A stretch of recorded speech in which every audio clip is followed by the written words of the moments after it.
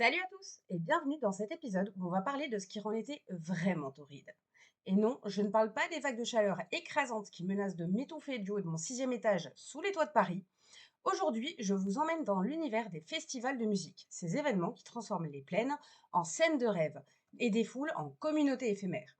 Pourquoi on se donne tant de mal? Pourquoi souffrir des files d'attente interminables pour des toilettes chimiques et des coups de soleil impitoyables? Peut-être parce que dans ce monde de fous, il y a quelque chose de profondément humain à se rassembler autour de la musique, à vibrer en synchronie avec des milliers d'autres et à oublier juste un instant nos petits tracas quotidiens.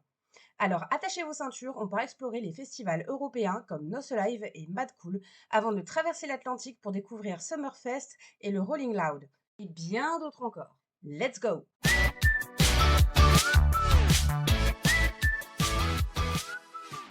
Alors, parlons de comment les festivals de musique façonnent notre culture. Ils sont bien plus que des événements où on va juste pour écouter de la musique et se gaver de nachos trop chers. Non, non, non. Les festivals de musique sont de véritables incubateurs de tendances. Vous avez déjà remarqué comment les looks que vous voyez à Coachella finissent par envahir nos feeds Instagram et éventuellement notre garde-robe? En parlant de Coachella, c'est un très bon exemple, puisque ce festival est devenu une sorte de Fashion Week en plein désert. Chaque année, dès que la programmation est annoncée, les influenceurs, les célébrités et les simples mortels se préparent à faire exploser leur créativité vestimentaire. Et que voit-on? Des tonnes de franges, des couronnes de fleurs, des lunettes de soleil oversized et des combinaisons tellement flashy qu'on se croirait en pleine crise d'épilepsie. Le pire dans tout ça, ces looks extravagants finissent par dicter les tendances de l'été. Oui, vous savez, ce moment où vous vous demandez pourquoi tout le monde porte des bottes en cuir sous 30 degrés. Merci Coachella. Ce n'est pas tout. Les festivals de musique sont de véritables mines d'or pour les réseaux sociaux. Imaginez l'effet boule de neige, une photo bien placée avec le bon hashtag, et voilà, une nouvelle tendance est née. Les tenues de festivals, immortalisées par les influenceurs, deviennent virales et finissent par inspirer les collections des grandes marques. Vous ne portez pas encore de paillettes sur votre visage? Attendez le prochain festival et préparez-vous à scintiller comme une boule à facettes. Mais les festivals de musique ne s'arrêtent pas à la mode. Ils influencent également nos comportements et notre mode de vie. Prenez le boom des tendances éco-responsables par exemple. Les festivals, de plus en plus conscients de leur impact environnemental, ont commencé à promouvoir des pratiques durables. Résultat, les festivaliers se mettent à trier leurs déchets, à utiliser des gobelets réutilisables et à prôner le covoiturage. Et cette conscience écologique, initiée dans l'euphorie musicale, s'infiltre lentement dans notre quotidien. En gros, les festivals de musique sont de véritables épicentres culturels. Ils définissent ce qui est cool, ce qui est acceptable et ce qui sera la prochaine grande tendance. Alors la prochaine fois que vous enfilez une tenue inspirée festival, n'oubliez pas que vous êtes, en quelque sorte, en train de marcher dans les pas des icônes de Coachella et qui sait, peut-être que votre selfie, pris dans une marée de paillettes et de décibels, sera le point de départ de la prochaine révolution culturelle. Maintenant, passons à un aspect des festivals de musique qui va bien au-delà des dollars et des tendances de mode, le sentiment de communauté. Oui, mes amis, ces événements transforment des inconnus en festival buddies. En un claquement de doigts, créant des liens aussi éphémères qu'intenses. On parle ici de connexions humaines profondes, celles qui font que même après des heures de pogo et de chaleur étouffante, vous avez l'impression d'avoir trouvé votre tribu. Imagine bien la scène. Vous êtes en plein concert, entouré de milliers de personnes. La musique est tellement forte que vous sentez les basses résonner dans votre sternum. Soudain, le groupe commence à jouer votre chanson préférée. Vous tournez la tête et rencontrez le regard d'un parfait inconnu qui est tout aussi exalté que vous. Sans dire un mot, vous savez que vous partagez un moment unique. Félicitations, vous venez de trouver un festival buddy. Les amitiés de festival sont magiques. Elles naissent de la musique, de la joie collective et souvent de quelques bières partagées. Vous échangez des anecdotes, des rires, parfois même vos réseaux sociaux pour continuer cette belle camaraderie virtuelle une fois le festival terminé. Et qui sait, peut-être vous reverrez-vous à la prochaine édition, créant ainsi des traditions annuelles. Les festivals sont des microcosmes de partage et de connexion. On y vient pour la musique, mais on reste pour l'expérience humaine. Vous vous retrouvez à danser avec des inconnus, à chanter en chœur des chansons, à partager des moments de pur bonheur. Il n'y a rien de tel que de crier les paroles d'une chanson avec des milliers d'autres personnes et de sentir cette énergie collective. C'est comme une thérapie de groupe géante, mais en beaucoup plus fun et bruyant. Ces communautés sont temporaires, certes, mais cela ne les rend pas moins significatives. Pour quelques jours, vous appartenez à quelque chose de plus grand que vous. Vous faites partie d'un tout où chacun contribue à l'atmosphère festive. Vous échangez des histoires avec des gens de tout horizon, partagez des conseils de survie de festival, comme où trouver les meilleures toilettes portatives, et créez des souvenirs qui resteront gravés dans votre mémoire bien après la dernière note de musique. Ces souvenirs, ces liens sont précieux. Ils transcendent le temps et l'espace, créant des anecdotes que vous raconterez encore et encore. Peut-être que votre festival buddy deviendra un ami pour la vie, ou peut-être que ce sera simplement quelqu'un à qui vous pensez avec un sourire nostalgique en écoutant cette fameuse chanson.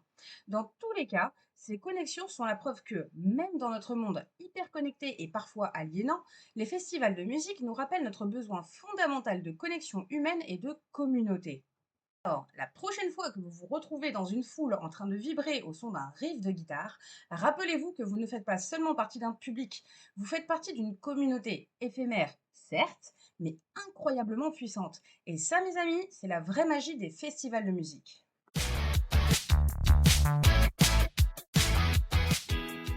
Ah, les festivals de musique.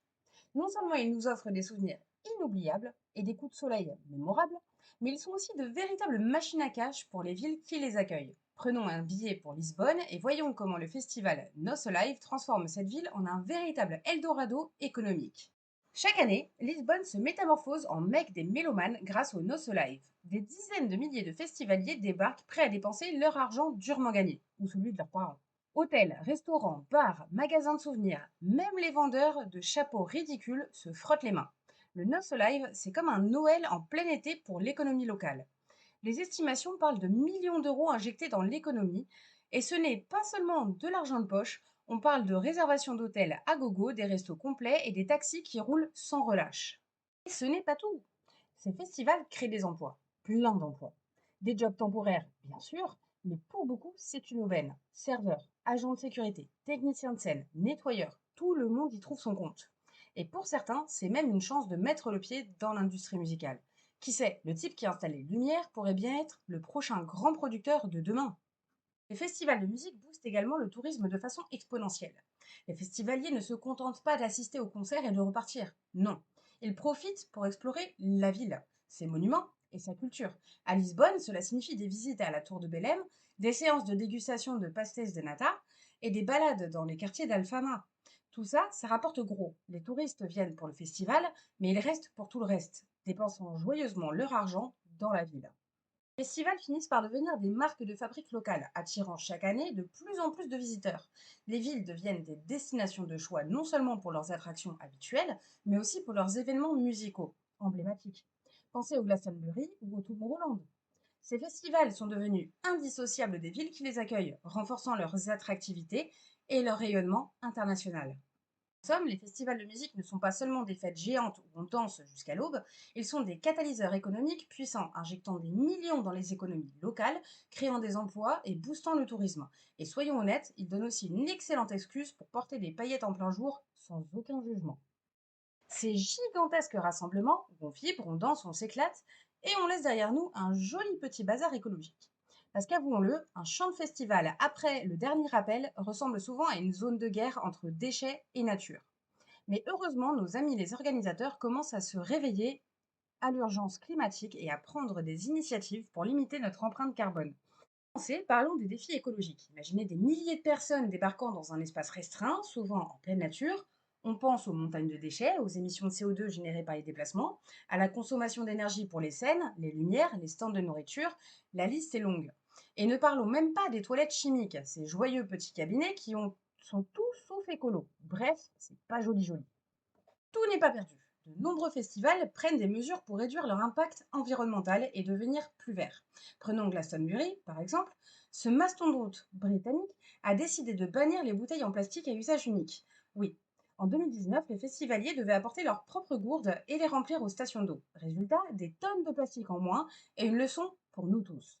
Certains festivals misent sur les énergies renouvelables. Les scènes alimentées par des panneaux solaires ou des générateurs à biocarburant deviennent de plus en plus courants. Et que dire du recyclage? L'éco-cup, ce gobelet réutilisable que vous voyez partout, est devenu un symbole des festivals verts.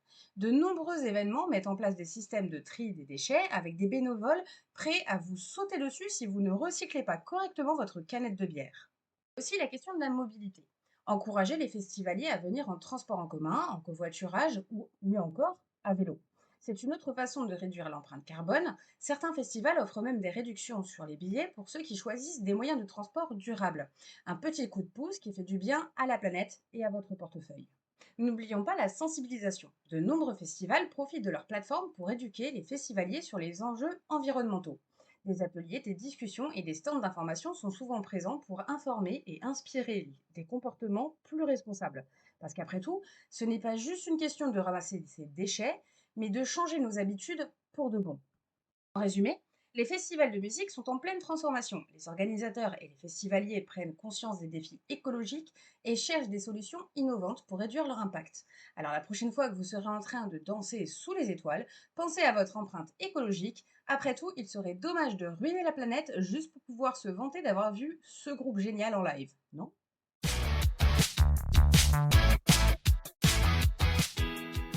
Commençons notre tour des festivals européens de juillet par Noce Live, qui a eu lieu à Lisbonne, au Portugal. Cet événement s'est déroulé du 11 au 13 juillet 2024 et a une fois de plus prouvé pourquoi il est considéré comme l'un des meilleurs festivals d'Europe.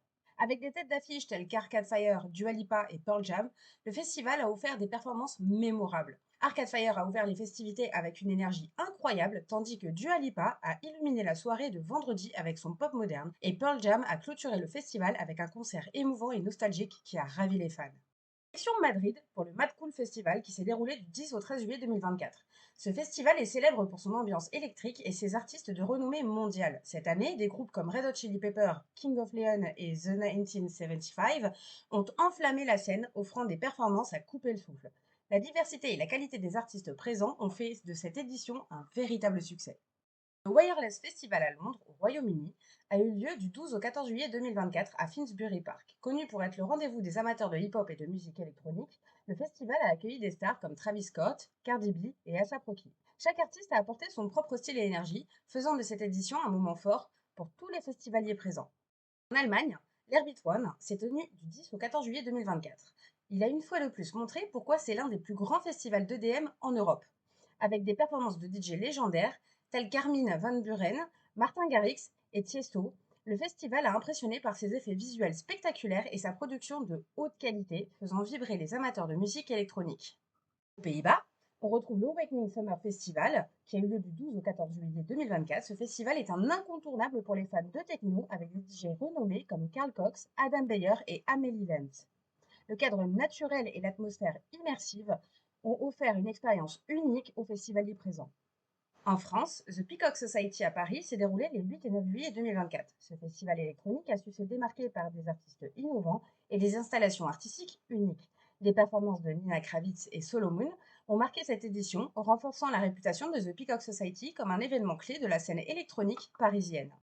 Du 5 au 7 juillet 2024, on a eu le Kappa Future Festival à Turin, en Italie, qui est connu pour ses productions audiovisuelles immersives. Ce festival a attiré des légendes de la techno comme Carl Cox et Richie Houghton. L'ambiance industrielle et unique du festival a encore une fois séduit les festivaliers. Le Dour Festival à Dour, en Belgique, a eu lieu du 17 au 21 juillet 2024. Ce festival offre une diversité musicale impressionnante allant du reggae à la techno. Des performances marquantes de Cypress Hill et Tyler, The Creator, ont souligné la diversité et l'énergie de cette édition. En Croatie, le Love International à Tisno s'est déroulé du 10 au 16 juillet 2024. Ce festival situé sur la magnifique côte croate combine musique et paysage à couper le souffle. Des sets de DJ en bord de mer avec des artistes comme Ben UFO et Motor City Drum, ensemble ont créé une ambiance unique et relaxante. À Londres, le BST Hyde Park a eu lieu du 5 au 14 juillet 2024. Ce festival a accueilli des têtes d'affiche légendaires telles que The Rolling Stones et Adele, offrant des performances grandioses dans le cadre emblématique de Hyde Park.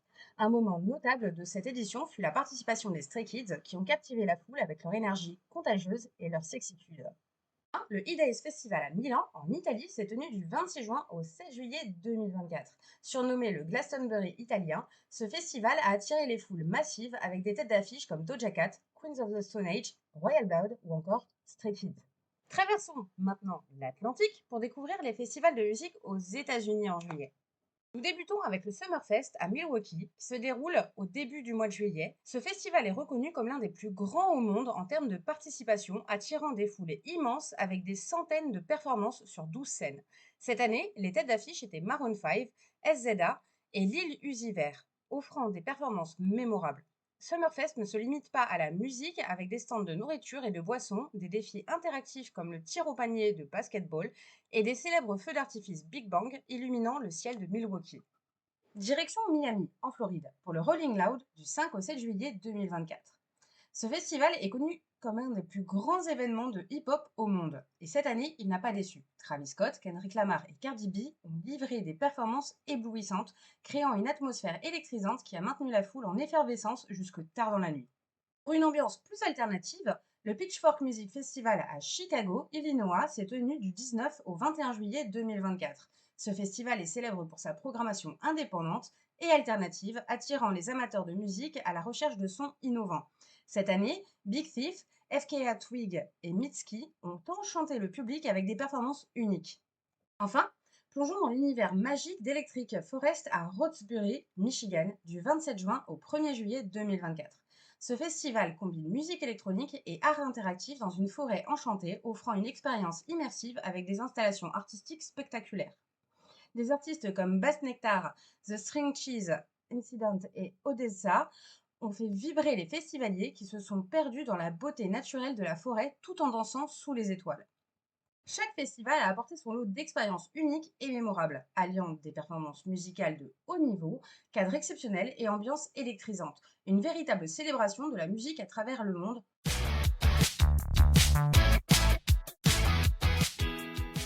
Voilà, notre périple à travers les festivals touche à sa fin. Ces événements ne sont pas juste des concerts géants, ce sont des microsommes où la musique, l'art et la communauté se rencontrent pour créer quelque chose de vraiment magique. Au-delà des paillettes et des beats, il y a une réflexion plus profonde à mener. Pourquoi avons-nous ce besoin presque primal de nous rassembler autour de la musique? Est-ce simplement pour échapper à notre quotidien ou y a-t-il une quête plus profonde de connexion humaine? Peut-être que dans ce monde de plus en plus numérique et isolé, les festivals représentent l'une des dernières grandes aventures communautaires. Les festivals, qu'ils soient en Europe ou aux États-Unis, montrent à quel point la musique peut être puissant moteur économique, créant des tendances et surtout un vecteur de lien social. Mais il pose aussi des questions essentielles sur notre impact écologique et notre capacité à organiser des événements durables. Alors à vous de jouer. Quel festival vous a le plus marqué? Quelles expériences inoubliables avez-vous vécues? Dites-le moi en commentaire. Si cet épisode vous a plu, n'oubliez pas de vous abonner et de laisser un avis sur votre plateforme de podcast préférée. Vous pouvez également nous soutenir, le lien est dans la description. Chaque contribution aide à continuer cette aventure et à explorer ensemble les multiples facettes de la musique et de la pop culture. Merci de m'avoir écouté et à très bientôt pour de nouvelles découvertes sonores. Allez, salut!